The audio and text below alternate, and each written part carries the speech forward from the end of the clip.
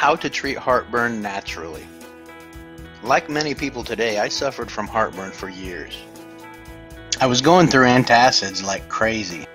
They provided temporary results at best.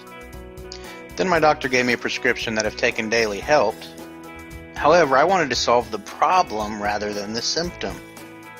That's when I started to do some research online and found that one of the most common causes is excess carbohydrate intake.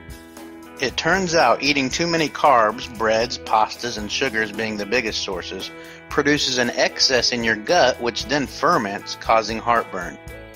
I immediately reduced my carb intake and within 24 hours my heartburn was gone. I also lost some excess weight pretty quickly, which was a great bonus.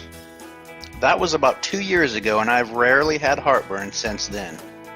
On the rare occasion that I get heartburn now, usually due to excess carb intake again, I eat raw salad, no salad dressing, etc., which gives better relief than antacids and is safer. I am not a doctor. You should not take this as medical advice, but this is what helped me. I went from having heartburn for approximately 10 years almost non-stop to rarely having it at all. If this video has helped you, please consider liking and subscribing.